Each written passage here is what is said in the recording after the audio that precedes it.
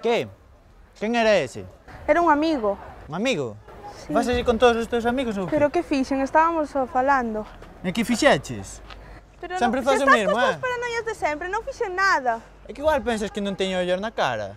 Pensas que son tonto ou que? No, xa non te Bueno, tomo por pues tonto. mira, pasa o coche ahora mismo. Ai. Ai. Este é un dos anuncios que a Biblioteca do Islama das Quendas ideou para o Día Internacional contra a Violencia de Xénero, que se celebrará o vindeiro domingo. A idea foi de Alfonso Fernández, mestre do IES, que contou coa participación de alumnos deste centro educativo.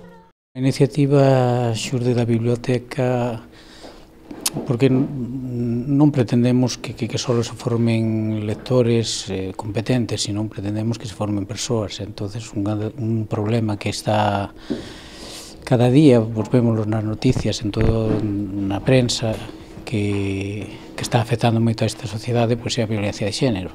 Lóxicamente, pois empeza nestas idades, entonces o que pretendemos é chamar a atención e cando se vexan noten os primeiros síntomas, pois que non se deixen ir a máis. Bueno, entón estaredes satisfeitos porque a participación non é doado, non? Que a xente se anime a facer este tipo de cousas. Sí, nós estamos satisfeitos. Claro, é complicado conseguir, pois, os rapaces están nunha idade tamén na que se sinten vergonza, non? De aparecer e facer este tipo de papéis, pero sí, estamos contentos porque ao final conseguimos xente e creo que fixeron bastante ben. Entón, con este spot, que é o que se pretende? Pois o que pretendemos é iso, concienciar a xente deste problema e que, bueno, con que consigamos que algunha xente reflexione e que se pare a pensar, pois dámonos por satisfeitos. E como non, falamos con dous dos actores protagonistas que nos contan como foi esta experiencia. Pois moi gratificante porque eu creo que a violencia de xénero é un tema que está vixente pois na nosa sociedade e hai que intentar combatilo e nós pois gravamos este spot por o Día Mundial contra a Violencia de Xénero e queremos que isto non se siga a producir e que diminuya na nosa sociedade. Costou moito meterse no papel, por exemplo, no teu caso, de alguén que exerce a violencia de xénero? Bueno, pois un pouco sí, porque non sei, é un papel difícil.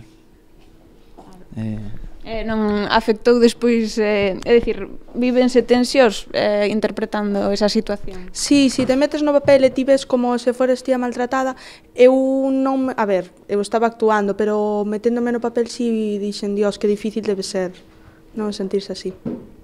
E despois dificultades técnicas ou a hora de rodalo, repetistes moitas veces as tomas?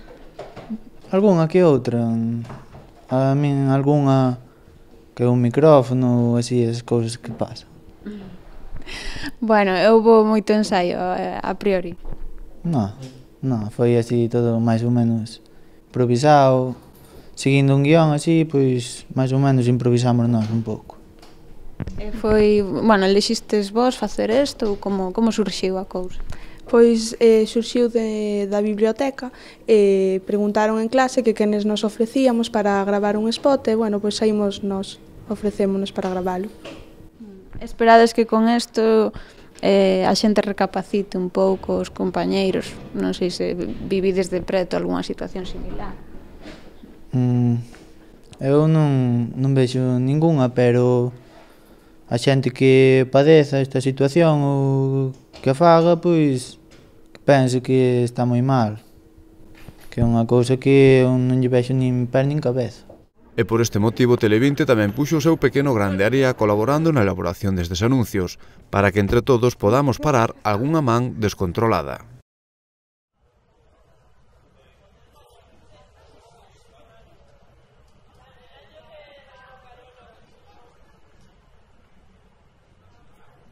Chaito, vémonos logo na tua casa, non? Hasta logo.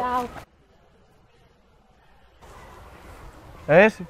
Na, no instituto, que facemos o traballo galego xuntos. E as túas amigas? Que? Non podes facer cas túas amigas? Xa empezas cas túas tonterías? Pero ti viches como te miro? Pero como queres que me mire? Non ves as cousas donde non as hai, que pareces parvo. A mí non me chamas parvo,